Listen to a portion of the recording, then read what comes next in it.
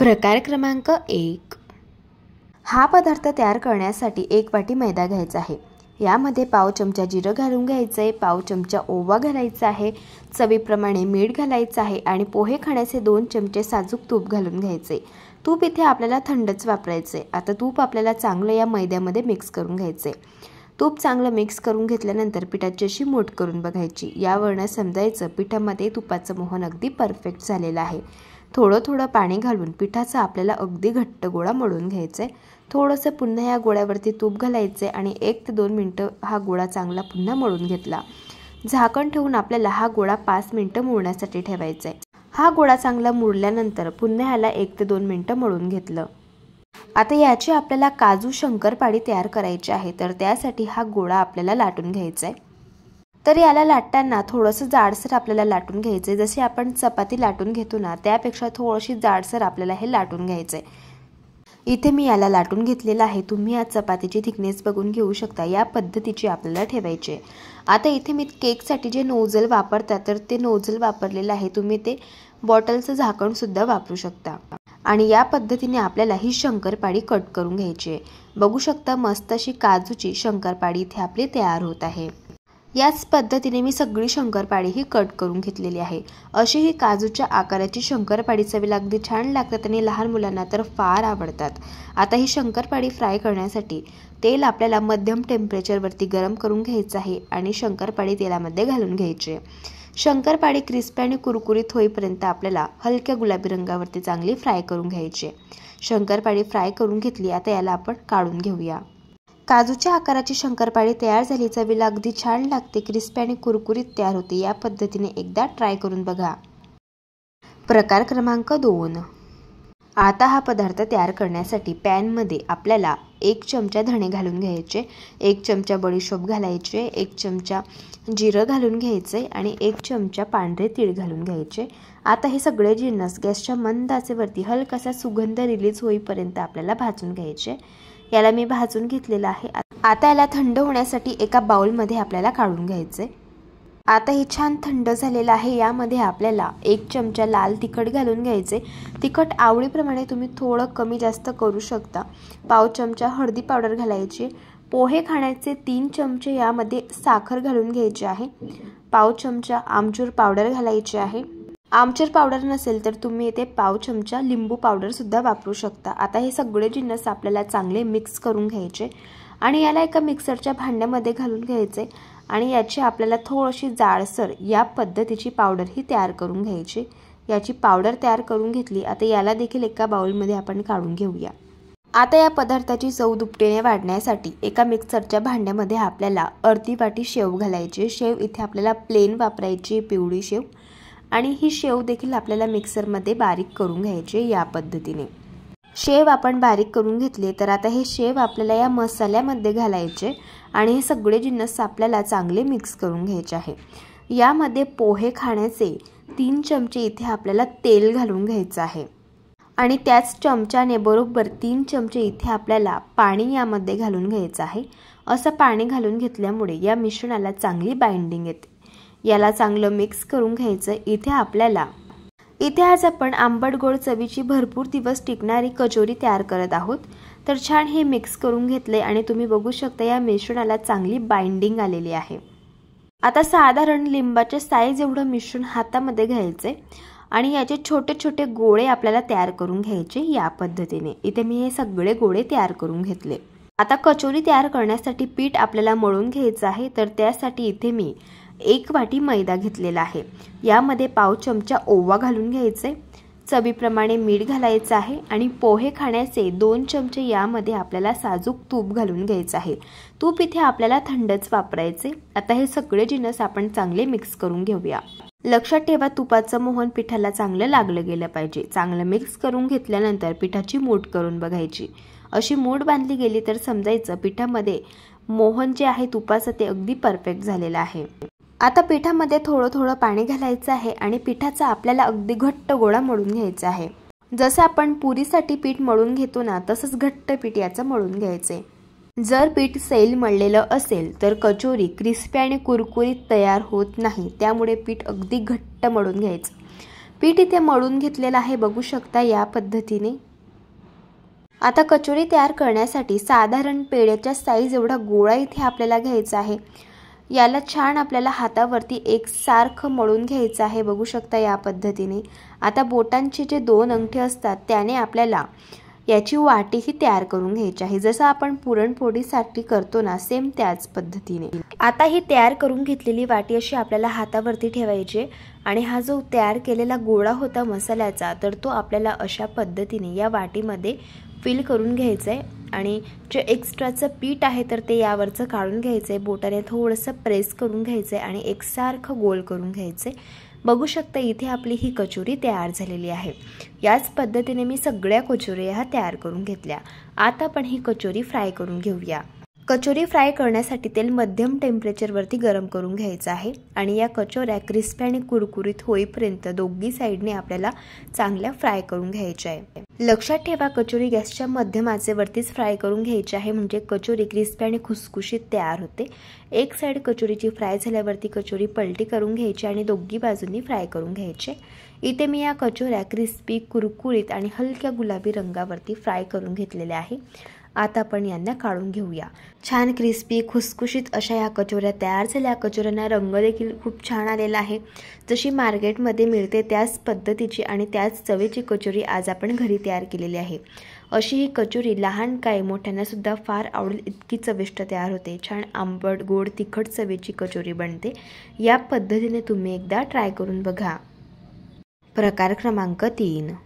आता हा पदार्थ तयार करण्यासाठी एका कढईमध्ये 1 चमचा साजूक तूप घालून घेतलं। यामध्ये अर्धी वाटी आपल्याला मेथीची भाजी घालायची। मेथीची भाजी अगदी बारीक कट करून घेतलेली आहे। आता ही मेथीची भाजी 1 ते 2 मिनिटं तुपावरती चांगली परतून घेतली आणि हिला थंड होण्यासाठी एका प्लेटमध्ये काढून घेतला। आता एका पसरट ताटामध्ये आपल्याला 1 वाटी मैदा घालून घ्यायचा आहे आणि त्याच वाटीने अर्धी वाटी बारीक रवा घालायचा आहे आणि ही परतून घेतलेली मेथीची भाजी यामध्ये घालून घ्यायची। आता पाव चमचा ओवा यामध्ये घातला, 2 चमचे पांढरे तीळ घातले, 1 चमचा लाल तिखट, पाव चमचा हळदी पावडर, चवीप्रमाणे मीठ यामध्ये घालून घेतलं। पोहे खाण्याचा 1 चमचा यामध्ये आपल्याला साजूक तूप घालून घ्यायचे आणि हे सगळे जिन्नस चांगल्या हाताने मिक्स करून घ्यायचे। आता थोडं थोडं पाणी घालायचे आणि पिठाचा आपल्याला अगदी घट्ट गोळा हा मळून घ्यायचा आहे। इथे मी याचा घट्ट गोळा मळून घेतलेला आहे, बघू शकता या पद्धतीने। आणि हे पीठ मळण्यासाठी इथे मी अर्धा कप पाणी घेतलं होतं, त्यातील पाव कप पाणी हे शिल्लक राहिलेलं आहे। आता पीठ 2 पार्टमध्ये डिवाइड करून घ्यायचं आहे आणि यातील एक गोळा घ्यायचा आहे, याला चांगलं हातावरती मळून घ्यायचं आहे। आता आपण याला लाटून घेऊया। आता याला आपल्याला लाटताना एक गोष्ट लक्षात ठेवायची आहे, जशी आपण चपाती लाटून घेतो त्याच थिकनेसची आपल्याला ही चपाती लाटून घ्यायची आहे। यावरती आपल्याला तूप घालून घ्यायचं आहे, तर तूप आपल्याला वितळून घ्यायचं आहे आणि असं हे तूप आपल्याला पूर्ण चपातीवरती पसरवून घ्यायचं आहे। मैदा किंवा कॉर्नफ्लोअर इथे तुम्ही वापरू शकता। इथे मी मैदा वापरत आहे आणि हा मैदा आपल्याला या चपातीवरती असा घालून घ्यायचा आहे आणि चमच्याने याला एकसारखं असं आपल्याला पसरवून घ्यायचं आहे। आता चपातीची एक साईड आपल्याला अशी फोल्ड करून घ्यायची आहे आणि दुसरी साईड यावरती अशी आपल्याला ही फोल्ड करून घ्यायची आहे। पुन्हा थोडंसं तूप यावरती घालून घ्यायचं आहे, साधारण 1 टेबलस्पून इथे मी तूप वापरलेलं आहे। पुन्हा थोडासा मैदा आपल्याला यावरती असा घालून घ्यायचा आहे आणि चमच्याने असं याला पसरवून घ्यायचं आहे। आता या चपातीच्या ज्या दोन्ही साईड्स आहे आपल्याला, तर त्या या पद्धतीने फोल्ड करून घ्यायच्या आहे आणि हाताने थोडंसं यावरती प्रेस करून घ्यायचे। आता याला आपण थोडंसं लांबट असं लाटून घेणार आहोत, बघू शकता या पद्धतीने। आता याला लाटून घेतलं, पुन्हा आपल्याला थोडंसं तूप यावरती घालून घ्यायचं आहे आणि थोडासा मैदा यावरती घालून घ्यायचं आहे आणि पुन्हा चमच्याने असं याला पसरवून घ्यायचं आहे। आता पुन्हा या चपातीची एक साईड आपल्याला फोल्ड करून घ्यायची आहे। यावरती पुन्हा थोडंसं तूप घालायचे, थोडासा मैदा घालायचा आहे, पसरवून घ्यायचे आणि चपातीची दुसरी साईड यावरती चिटकवून घ्यायची आहे। आता लाटण्याने अगदी हलक्या हाताने आपल्याला असं हे थोडंसं लाटून घ्यायचे, बघू शकता या पद्धतीने। आता आपण याला कट करून घेऊया। साधारण 1 सेंटीमीटर एवढ्या अंतरावरती असं याला कट करून घ्यायचं आहे। याच पद्धतीने सगळ्या स्टिक्स मी तयार करून घेतल्या। आता आपल्याला या तळून घ्यायच्या, तर त्यासाठी तेल इथे मध्यम टेम्परेचरवरती गरम करून घेतलं आणि या स्टिक गॅसच्या मीडियम फ्लेमवरती क्रिस्पी आणि कुरकुरीत होईपर्यंत हलक्या गुलाबी रंगावरती फ्राय करून घेतल्या। तयार झाल्या इथे आपल्या या मेथी स्टिक्स। छान क्रिस्पी, कुरकुरीत आणि खुसखुशीत तयार होतात आणि चवीलाही अगदी छान लागतात। या पद्धतीने तुम्ही एकदा ट्राय करून बघा। क्रमांक 4। कढईमध्ये अर्धा कप साजूक तूप घालूयात। तूप छान विरघळल्यानंतर यामध्ये आपल्याला 1.5 कप मैदा घालायचा आहे। सुरुवातीला 1 कप मैदा घालायचा, नंतर अर्धा कप घालायचा आहे। असा 1.5 कप मैदा इथे मी वापरलेला आहे। आता हा मैदा छान तुपामध्ये आपल्याला मिक्स करून घ्यायचा आहे। गॅसची फ्लेम अगदी स्लो करायची आणि हा मैदा आपण 20 ते 25 मिनिटं गॅसच्या लो फ्लेमवरती छान भाजून घेणार आहोत। जसा जसा मैदा भाजला जातो तसं याला तूप सुटायला सुरुवात होते। हा मैदा भाजता भाजता मला जवळजवळ 10 मिनिटं झाले असतील आणि तुम्ही बघू शकतात मैद्याला छान तूप सुटायला सुरुवात झालेली आहे, अगदी परफेक्ट। आता पुन्हा आपण याला 10 ते 15 मिनिटं छान अगदी गॅसच्या लो फ्लेमवरती भाजून घेऊया। आता जवळजवळ इथे मी 15 मिनिटं पुन्हा हा मैदा छान भाजून घेतलेला आहे। मैदा भाजून घेतल्यामुळे याला छान तूप सुटलेलं आहे, तुम्ही बघू शकतात, अगदी परफेक्ट। हा मैदा तुपामध्ये भाजताना जवळजवळ मला 20 ते 25 मिनिटं एवढा कालावधी लागलेला आहे। आता गॅस बंद करूयात आणि यामध्ये अर्धा कप पिठी साखर घालायची आहे। 4 चमचे मिल्क पावडर घालूयात। 1 चमचा इथे आपण वेलची पावडर घालूयात आणि हे सर्व जिन्नस आपण छान मिक्स करून घेऊयात। एक गोष्ट लक्षात ठेवायची, मैद्याचं हे मिश्रण अगदी कडकडीत गरम असतानाच आपल्याला सर्व जिन्नस मिक्स करायचे आहे। आता इथे मी एक टीन घेतलेला आहे। टीन मध्ये तूप लावून मी एक बटर पेपर लावून घेतला आहे आणि यावरती अशा प्रकारे पिस्त्याचे काप घातले आहे आणि लगेच यामध्ये गरमागरम आपल्याला हे मिश्रण ऍड करायचं आहे आणि छान असं स्पॅच्युलाने याला पसरवून घ्यायचं आहे। इथे आज आपण बर्फी तयार करणार आहोत, तर त्यासाठी हे जे मिश्रण आहे ते अर्धा तास आपण रूम टेम्परेचर वरती असंच ठेवूयात आणि बर्फी सेट करून घेऊयात। इथे अर्धा तास मी बर्फीचं मिश्रण सेट करून घेतलेलं आहे। सुरुवातीला आपल्याला कळा लूज करून घ्यायच्या आहे बर्फीच्या आणि हा टीन आता आपण उलटा करूयात आणि बर्फी आपल्याला डिमोल्ड करून घ्यायची आहे। आता आपण या बर्फीवरचा जो बटर पेपर आहे तो काढून घेऊयात। तुम्ही बघू शकतात अगदी परफेक्ट अशी ही बर्फी सेट झालेली आहे। पिस्त्याचे काप लावल्यामुळे बर्फी काही दिसायला अप्रतिम दिसत आहे। आता आपण बर्फीचे पीसेस कट करून घेऊयात। तुम्हाला हवे तसे लहान मोठे तुम्ही इथे बर्फीचे पीसेस कट करून घेऊ शकता। ही बर्फी अतिशय मस्त तयार होते आणि चवीला अगदी छान पेढ्यासारखी लागते, तोंडात टाकताच विरघळते। लहान मुलांना काय मोठ्यांना सुद्धा अप्रतिम आवडते, नक्की एकदा ट्राय करून बघा। प्रकार क्रमांक 5, हा पदार्थ तयार करण्यासाठी इथे मी पाव किलो कुरमुरे घेतलेले आहे। वजनी प्रमाणामध्ये म्हणाल तर 250 ग्रॅम कुरमुरे आहे। कुरमुऱ्यांमध्ये काही वेळेस जळालेले कुरमुरे सुद्धा असतात, त्यामुळे कुरमुरे निवडून घ्यायचे आहे आणि चाळणीने चाळून घ्यायचे आहे। इथे आज आपण चिवडा तयार करत आहोत, तर सगळ्यात आधी आपल्याला कुरमुरे पिवळे करून घ्यायचे आहेत। तर त्यासाठी कढईमध्ये 3 छोटे चमचे तेल आपल्याला गरम करून घ्यायचे।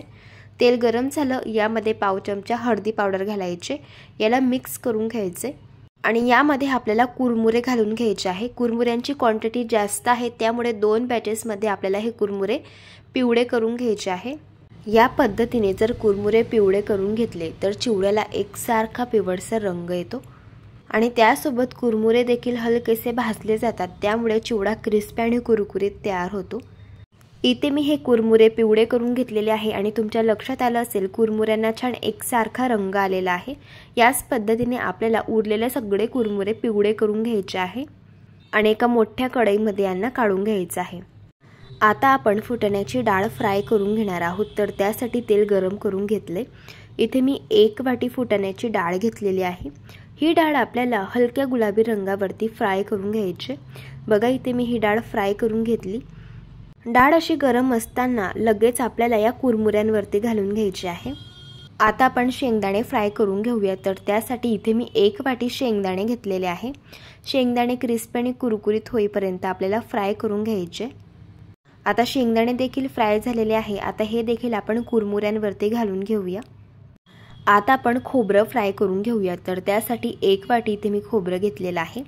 खोबऱ्याचे असे आपल्याला पातळ स्लाइस करून घ्यायचे। आता हे खोबरं आपल्याला हलक्या गुलाबी रंगावरती फ्राय करून घ्यायचे।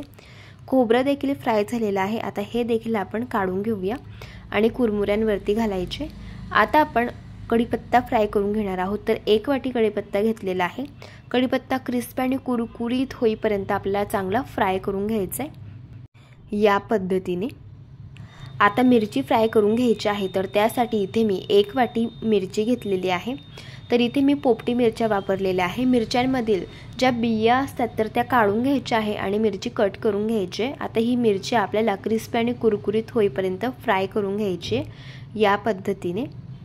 आता आपण मकीचे पोहे फ्राय करून घेऊयात। तर त्यासाठी इथे मी 2 वाटी मकीचे पोहे घेतलेले आहे। हे पोहे तुम्ही आवडीप्रमाणे देखील कमी जास्त करू शकता। आता पोह्यांची क्वांटिटी जास्त आहे, त्यामुळे थोडे थोडे आपल्याला असे हे पोहे फ्राय करून घ्यायचे आहे। पोहे फ्राय करून घेतले, याच पद्धतीने आपल्याला सगळे पोहे हे फ्राय करून घ्यायचे। इथे मी मकीचे पोहे फ्राय करून घेतलेले आहे। आता आपण जे कांदा पोह्यांसाठी आपण पोहे वापरतो तर ते पोहे फ्राय करून घ्यायचे आहे। इथे मी 2 वाटी कांदा पोहे घेतलेले आहे। आता थोडे थोडे पोहे आपल्याला तेलामध्ये घालायचे आहे आणि छान फ्राय करून घ्यायचे। बघा, हे पोहे देखील फ्राय झालेले आहे। याच पद्धतीने सगळे पोहे आपल्याला फ्राय करून घ्यायचे आहे। आता सगळ्या शेवटी आपण यामध्ये मसाले घालून घेऊया। पाव चमचा हळदी पावडर घेतलेली आहे, या पोह्यांवरती घालायचे। 2 चमचे लाल तिखट घेतलेला आहे। तिखट आवडीप्रमाणे तुम्ही कमी जास्त करू शकता आणि चवीप्रमाणे यामध्ये मीठ घालून घ्यायचं आहे। इथे मी तिखट चिवडा बनवत आहे। जर तुम्हाला आंबट गोड चवीचा चिवडा बनवायचा असेल तर 2 चमचे पिठी साखर आणि अर्धा चमचा आमचूर पावडर तुम्ही यामध्ये घालू शकता। आता हे सगळे जिन्नस आपल्याला हाताने चांगले मिक्स करून घ्यायचे आहे। इथे मी हा चिवडा मिक्स करून घेतलेला आहे आणि बघू शकता चिवड्याला इन्स्टंट रंग आलेला आहे।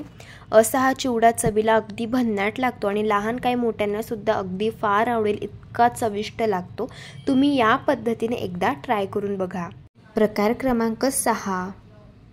आता हा पदार्थ तयार करण्यासाठी 2 कप आपल्याला ज्वारीचं पीठ घ्यायचं आहे।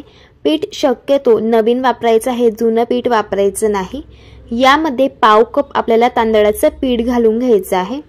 आता यामध्ये काही मसाले घालून घेऊयात। पाव चमचा हळदी पावडर घेतली, 1 चमचा धणे पावडर घेतली, 1 चमचा जिरे पावडर घेतली, 1 चमचा तिखट घेतलं आणि पाव चमचा इथे मी हिंग घेतला। 2 चमचे यामध्ये पांढरे तीळ घालून घ्यायचे आहे आणि पाव चमचा ओवा घालायचा आहे आणि चवीप्रमाणे यामध्ये मीठ घालूयात। ज्या कपाने आपण तांदळाचं पीठ घेतलं होतं त्याच कपाने पाव कप इथे मी तेल घेतलं। तेल कडकडीत गरम करून घेतलं आणि आता हे तेल आपल्याला यावरती घालून घ्यायचं आहे। असं कडकडीत तेलाचं मोहन यावरती दिल्यामुळे हा पदार्थ अगदी छान क्रिस्पी आणि खुसखुशीत तयार होतो। आता तेल फार गरम आहे, त्यामुळे चमच्याने याला सुरुवातीला मिक्स करून घ्यायचं आणि नंतर याला हाताने अशा पद्धतीने मिक्स करून घ्यायचं आहे। तेल पूर्ण पिठाला लागलं गेलं पाहिजे, हे बघा अशा पद्धतीने। आता आपल्याला या पिठाची मूठ करून बघायची आहे। जर अशी याची मूठ बांधली गेली तर समजायचं पिठामध्ये तेलाचं मोहन अगदी परफेक्ट असं झालेलं आहे। आता ज्या कपाने आपण ज्वारीचं पीठ घेतलं होतं त्याच कपाने मी 2 कप पाणी कडकडीत गरम करून घेतलं। थोडं थोडं पाणी पिठामध्ये घालायचं आणि चमच्याने मिक्स करत जायचं आहे। पीठ इथे आपल्याला मळून घ्यायचं आहे, त्यामुळे एक गोष्ट लक्षात ठेवायची, हे पीठ आपल्याला जास्त सैल पण नकोय आणि जास्त घट्ट पण नकोय, मीडियम थिकनेसचं असं आपल्याला हे पीठ हवं आहे। आता थोडंसं पाणी घालून घेतल्यानंतर असं हाताने याला मिक्स करून घ्यायचं आहे आणि याचा आपल्याला छान एक गोळा तयार करून घ्यायचा आहे। इथे मी पिठाचा गोळा तयार करून घेतलेला आहे, तुम्ही बघू शकतात आणि पिठाची थिकनेस बघून घ्या, अशा पद्धतीचं आहे। हे पीठ जास्त सैल पण नाहीये आणि जास्त घट्ट पण नाहीये। हे पीठ मळण्यासाठी आपण 2 कप पाणी घेतलं होतं तर त्यातील पाव कप पाणी हे शिल्लक राहिलेलं आहे। इथे आपल्याला ज्वारीच्या पिठाची चकली तयार करायची आहे, तर त्यासाठी या पिठातील थोडासा गोळा घ्यायचा। जेवढं पीठ तुमच्या साच्यामध्ये बसेल तेवढं पीठ घ्यायचं आणि 4 ते 5 मिनिटं हे पीठ आपल्याला असं हाताने मळून घ्यायचं आहे। असं याला मळून घेतल्यामुळे पिठामध्ये थोडासा चिकटपणा येतो आणि त्यामुळे साच्यातून चकली गाळताना अजिबात तुटत नाही। आता इथे मी पीठ मळून घेतलेलं आहे। आता या पिठाचा आपल्याला अशा पद्धतीने लांबोळा रोल तयार करून घ्यायचा आहे। चकली तयार करण्यासाठी इथे मी साचा घेतलेला आहे आणि याला स्टारची थाळी लावून घेतलेली आहे।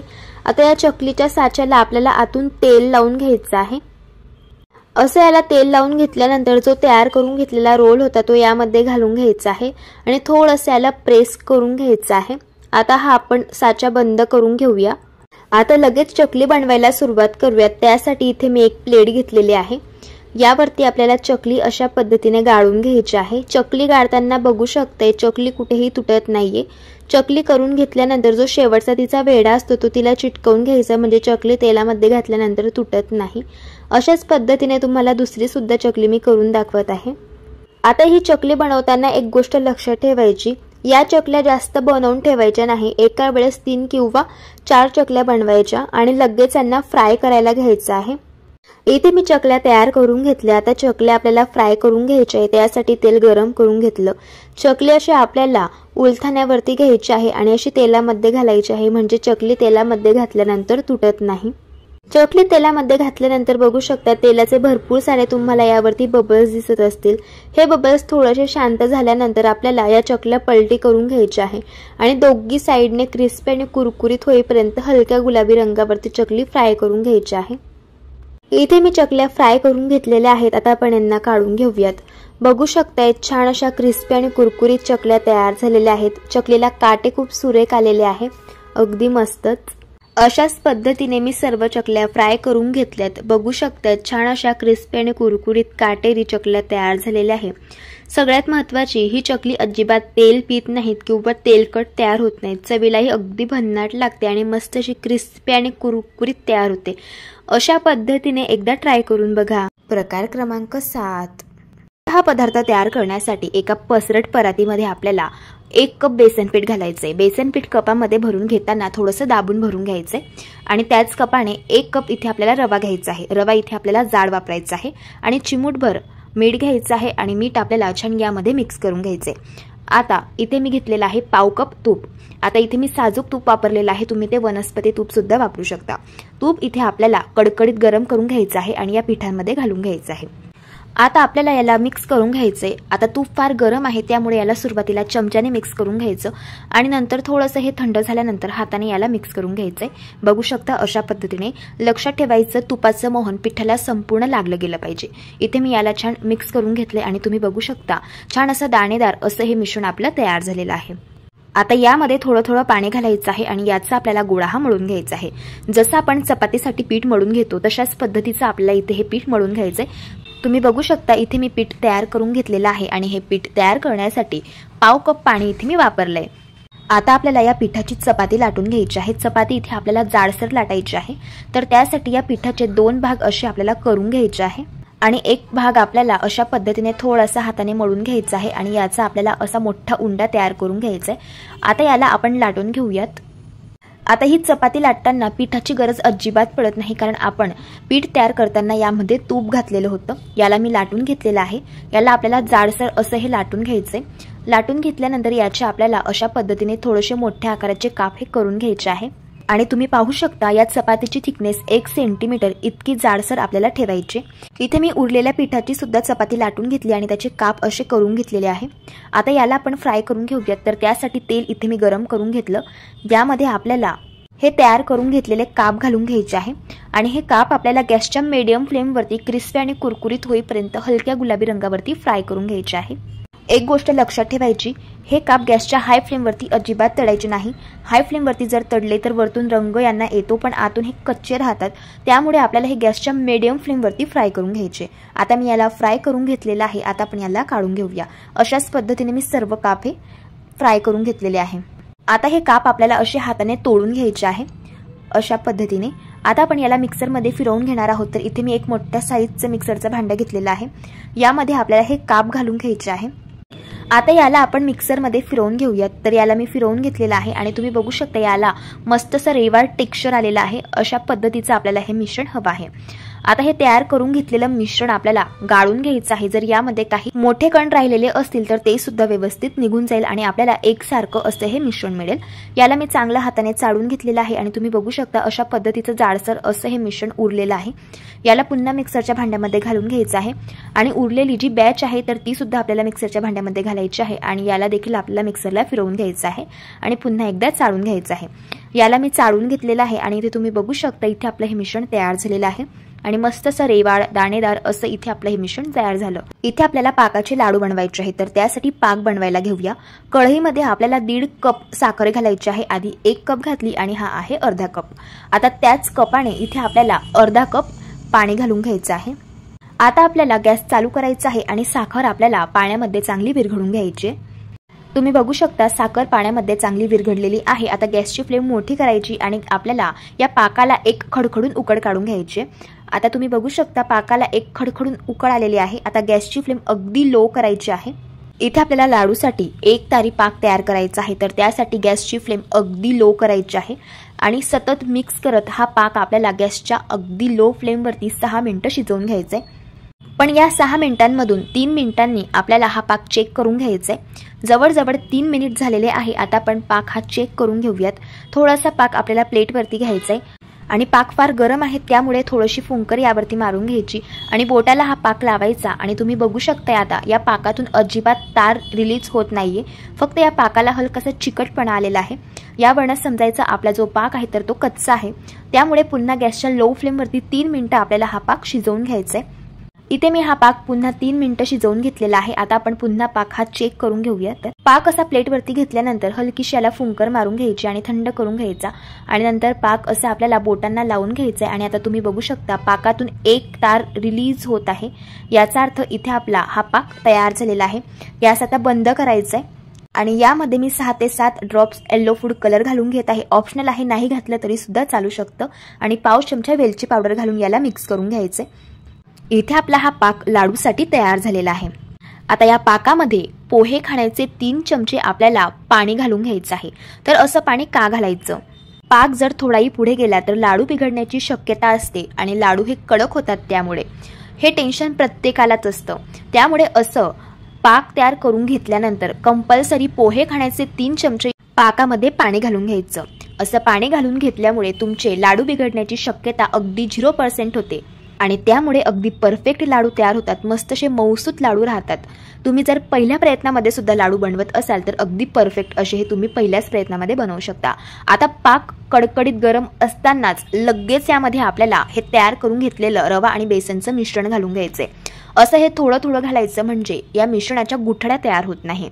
आता उरलेलं मिश्रण देखील आपल्याला या पाकामध्ये घालून घ्यायचं आहे आणि याला मिक्स करून घ्यायचे। आता हे मिक्स करताना तुम्ही म्हणाल की पाक जास्त झाला की काय, तुमचं मिश्रण हे फार सैलसर दिसते, पण असं काहीच नाही आहे। जसं जसं हे मिश्रण मुरलं जातं तसं तसं हे मिश्रण घट्टसर व्हायला सुरुवात होते, कारण यामध्ये आपण रवा घातलेला आहे आणि रवा हा फुलतो। आता यावरती झाकण ठेवायचे आणि इथे आपल्याला हे मिश्रण 5 तास मुरण्यासाठी ठेवायचं आहे। एक गोष्ट लक्षात ठेवायची, अर्ध्या तासाने आपल्याला हे मिश्रण मिक्स करत जायचं आहे। आता अर्ध्या तासाने मी हे मिश्रण मिक्स करून घेत आहे। तुम्ही बघू शकता मिश्रण घट्टसर व्हायला सुरुवात झालेली आहे। आता असं याला मिक्स करून घेतल्यानंतर पुन्हा यावरती झाकण ठेवायचं आहे आणि मिश्रण आपल्याला मुरण्यासाठी ठेवून द्यायचं आहे। इथे बरोबर 5 तास इथे मी हे मिश्रण मुरण्यासाठी ठेवलेलं होतं आणि तुम्ही बघू शकतात या मिश्रणाने पूर्ण जे पाक होता तर तो पूर्ण शोषून घेतलेला आहे आणि मस्त असं सुटसुटीत दाणेदार असं हे मिश्रण लाडवासाठी तयार झालेलं आहे। जेवढं मिश्रण तुम्ही मुरण्यासाठी ठेवाल तेवढं हे मिश्रण छान सुटसुटीत तयार होतो आणि पाक सुद्धा पूर्ण रवा हा शोषून घेतो आणि त्यामुळे आपले हे लाडू चवीलाही अगदी भन्नाट लागतात आणि अप्रतिम अशा चवीचे तयार होता। बघू शकता अगदी मस्त असं दाणेदार असं हे मिश्रण आपलं तयार झालं। आता यामध्ये बारीक कापून घेतलेले काजूचे काप घालून घ्यायचे आहे। तुम्ही ते कलिंगडाच्या बिया सुद्धा वापरू शकता। याला मिक्स करून घ्यायचे आणि यापासून लाडू बनवायला सुरुवात करायचं आहे। लाडू बनवताना थोडंसं मिश्रण हाताने मिक्स करून घ्यायचं म्हणजे यामध्ये जर काही गाठी राहिलेल्या असतील तर त्या सुद्धा निघून जातील आणि अगदी स्मूथ असं इथे आपलं हे मिश्रण तयार होईल। आता लाडू बनवण्यासाठी थोडंसं मिश्रण हातामध्ये घ्यायचंय आणि याचा आपल्याला लाडू हा वळून घ्यायचा आहे। असा लाडू वळून घेताना याला पिस्त्याचे काप लावून घ्यायचे आहे। हवं तर तुम्ही ते काजू बदामाचे काप सुद्धा लावू शकतात। तुम्ही पाहू शकता अगदी छान असा गोलाकार इथे आपला हा लाडू मस्त वळून झालेला आहे। दिसायलाही अगदी अप्रतिम असा हा लाडू दिसतो आणि चवीलाही अगदी भन्नाट लागतो।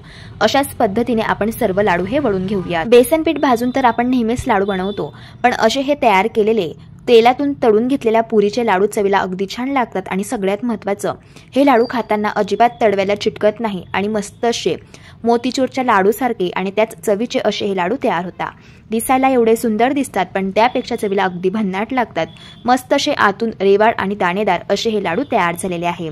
हे लाडू 6 ते 7 दिवस आरामशीर टिकतात आणि चवीलाही अगदी छान लागतात। अशा पद्धतीने तुम्ही एकदा ट्राय करून बघा। जर तुम्हाला आजच्या या सर्व रेसिपीज आवडल्या असेल तर रेसिपीला लाईक करा, चॅनलला सबस्क्राईब करा आणि शेजारील बेल आयकॉन प्रेस करायला विसरू नका। व्हिडिओ जास्तीत जास्त शेअर करा। तर चला भेटू एका मस्त अशा चमचमीत रेसिपी सोबत। तोपर्यंत धन्यवाद।